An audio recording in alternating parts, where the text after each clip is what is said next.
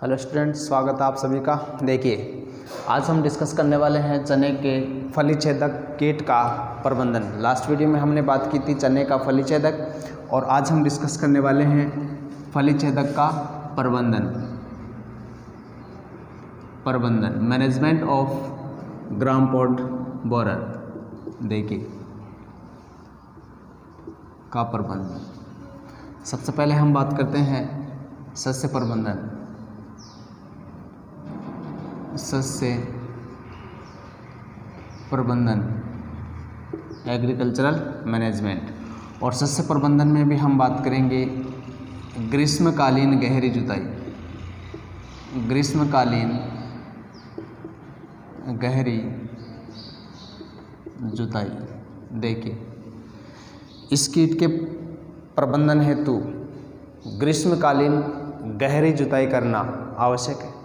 क्यों आवश्यक है? तो देखिए, गर्मियों के समय सामान्यतः मई या जून में खेतों में गहरी जुताई करके इस कीट का नियंत्रण किया जा सकता है। कैसे नियंत्रण किया जा सकता है? तो देखिए, गहरी जुताई से क्या होगा कि इस कीट के जो लार्वा हैं, इस कीट के लार्वा, प्यूपा और वयस्क भूमि से बाहर आएंगे और इनको जैविक तथा अजैविक कारकों के द्वारा, जैविक तथा अजैविक कारकों के द्वारा नष्ट किया जा सकता है। क्या मतलब रहा कि फली छेदक का प्रबंधन हम सस्य प्रबंधन में सबसे पहले बात करेंगे ग्रीष्मकालीन गहरी जुताई क्या होगा, किस तरह से इसका नियंत्रण होगा। तो गहरी जुताई से इस कीट के लार्वा, प्यूपा और वयस्क भूमि से बाहर निकलेंगे, जिन्हें जैविक तथा अजैविक कारकों के द्वारा नष्ट किया जा सकता है। जैविक कारकों की हम बात करें तो जैसे परभक्षी जीव हो गए, परजीवी जीव हो गए, इनके द्वारा क्या कर सकता है, इनका नियंत्रण किया जा सकता है। और अजैविक कारकों के में कैसे, जैसे तापमान परिवर्तन के कारण इनका क्या किया जा सकता है, नियंत्रण किया जा सकता है। तो देखिए, सबसे पहले हम बात कर रहे हैं ग्रीष्मकालीन गहरी जुताई। तो इस कीट के नियंत्रण है तो क्या करना चाहिए? तो गर्मियों में सामान्यतया मई जून खेतों में गहरी जुताई की जानी चाहिए,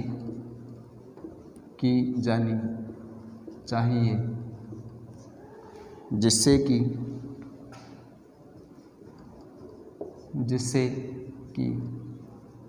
इस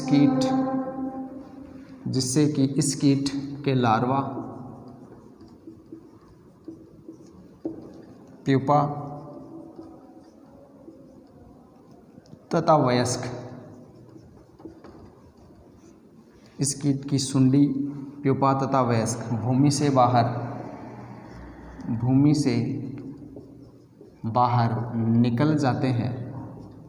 निकल आते हैं, जो जैविक कारक, और जैविक कारकों में कैसे, जैसे परभक्षी जीव,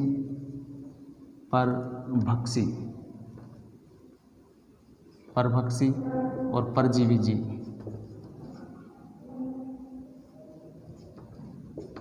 जैविक कारक तथा अजैविक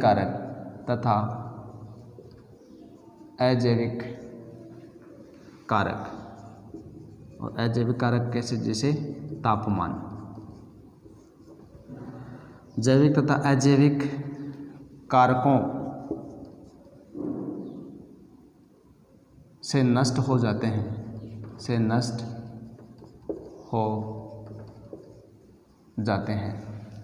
ओके, तो ग्रीष्मकालीन गहरी जुताई का क्या मतलब रहा कि सामान्यतः गर्मियों के दिनों और मई जून में खेतों में गहरी जुताई कर इस कीट का नियंत्रण किया जा सकता है। किस तरह से नियंत्रण किया जा सकता है कि गहरी जुताई से इस कीट की सुंडी, प्यूपा या वयस्क भूमि से बाहर आ जाएंगे, जिससे जैविक तथा अजैविक कारकों के द्वारा ये नष्ट कर इस कीट का नियंत्रण हो सकता है।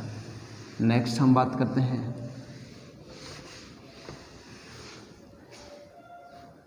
पास फसल के रूप में, पास फसल लगाकर, पास फसल लगाकर ट्रैप क्रॉपिंग, ट्रैप क्रॉपिंग के द्वारा।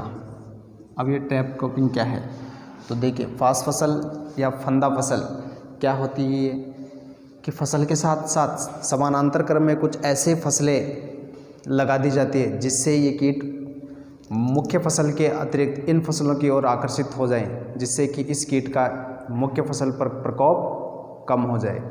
जैसे कि हम बात करें गेंदा और टमाटर, कि टमाटर मुख्य फसल है और इस मुख्य फसल के समानांतर यदि गेंदे की फसल लगा दी जाए पास फसल के रूप में, तो इस कीट का नियंत्रण किया जा सकता है। ओके, वापस से देखिए, हम बात कर रहे हैं पास फसल लगाकर ट्रैप क्रॉपिंग के द्वारा। और ट्रैप क्रॉपिंग का क्या मतलब है कि मुख्य फसल के साथ साथ समानांतर क्रम में कुछ ऐसी फसलें लगा दी जाएं जो कि नाशक कीटों को अपनी ओर आकर्षित करें। जैसे हम बात कर रहे हैं कि गेंदा और टमाटर, और इनको यदि 1:14 में लगा दिया जाए तो इस कीट का नियंत्रण किया जा सकता है। देखिए,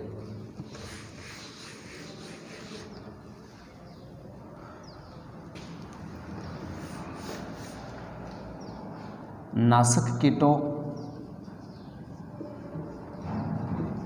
कीटों के नियंत्रण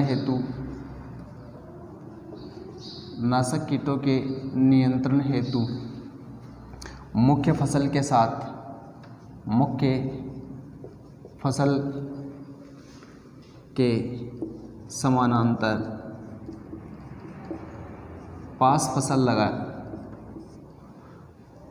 पास फसल लगाकर नाशक कीटों के नियंत्रण हेतु मुख्य फसल के समानांतर पास फसल लगानी चाहिए।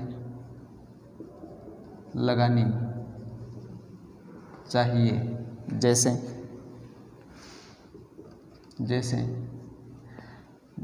गेंदे की फसल को टमाटर की फसल के साथ क्रमशः 1:14 के अनुपात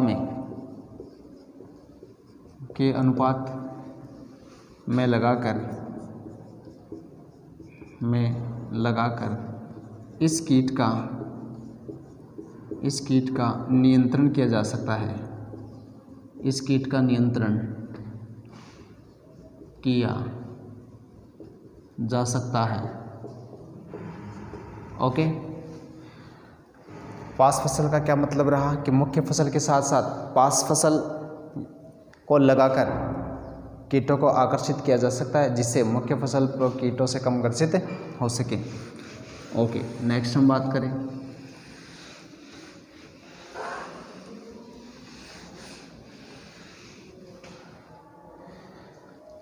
देखिए तीसरा, कि फेरोमोन पास या प्रकाश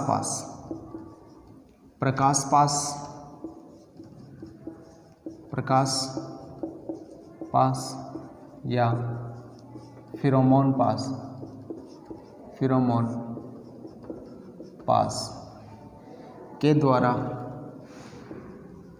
के द्वारा आकर्षित कर इस कीट के वयस्कों का नियंत्रण किया जा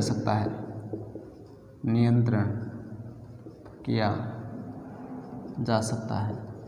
ओके, देखिए, इस कीट के नियंत्रण हेतु फेरोमोन पास या प्रकाश पास का उपयोग किया जाना चाहिए। इस कीट के वयस्क प्रकाश पास या फेरोमोन पास की तरफ आकर्षित होंगे और ये प्रकाश पास या फेरोमोन पास के द्वारा नष्ट कर दिए जाए। नेक्स्ट हम बात करते हैं रासायनिक प्रबंधन।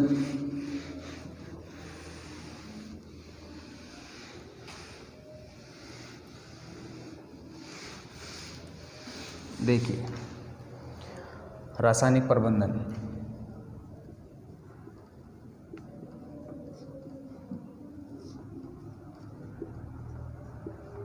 केमिकल मैनेजमेंट, रासायनिक प्रबंधन।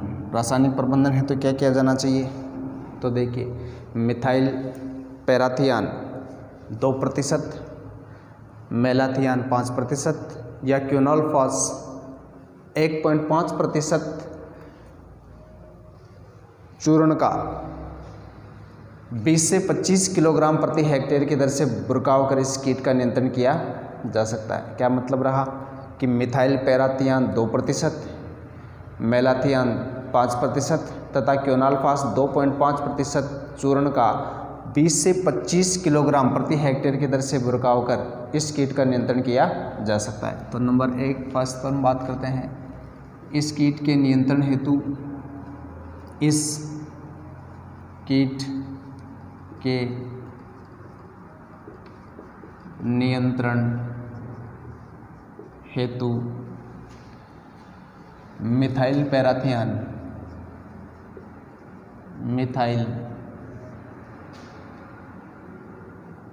मिथाइल पैराथियान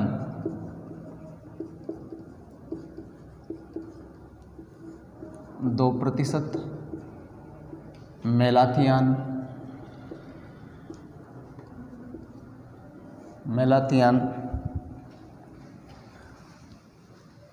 5% एवं क्विनोलफॉस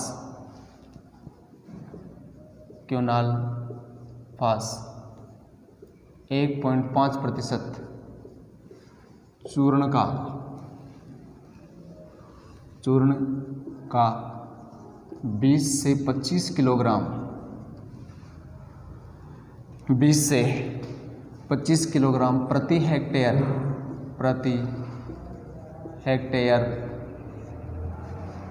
की दर से भुरकाव करना चाहिए, भुरकाव किया जा सकता है, भुरकाव किया जा सकता है। ओके, देखिए रासायनिक नियंत्रण है तो क्या करें? तो मिथाइल पैराथियान 2%, मेलाथियान 5% एवं क्विनोलफॉस 1.5% चूर्ण का 20 से 25 किलोग्राम प्रति हेक्टेयर की दर से बुरकाव किया जाना चाहिए। ओके, नेक्स्ट हम बात करेंगे खड़ी फसल में या फसल के पुष्पित अवस्था में इस कीट के नियंत्रण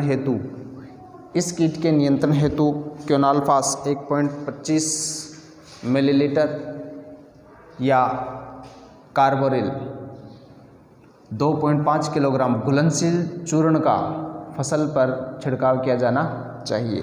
तो देखिए नेक्स्ट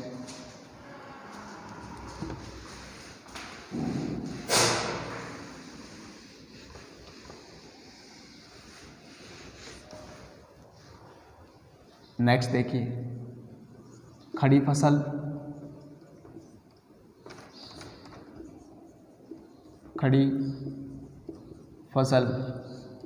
में पुष्पित अवस्था में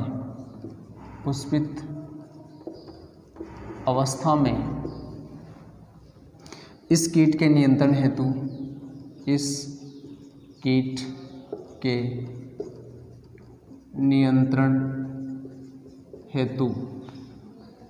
क्विनोलफॉस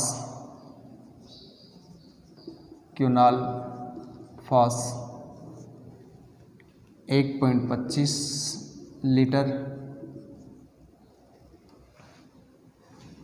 क्विनोलफॉस 25 EC 1.25 लीटर या कार्बोरिल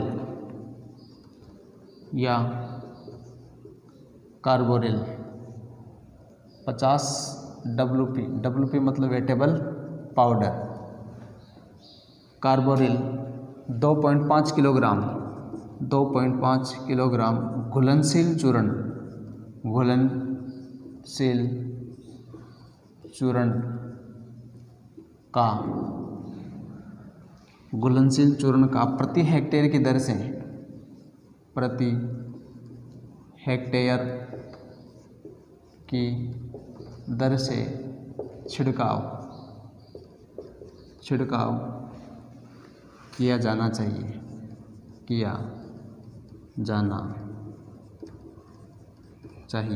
ओके।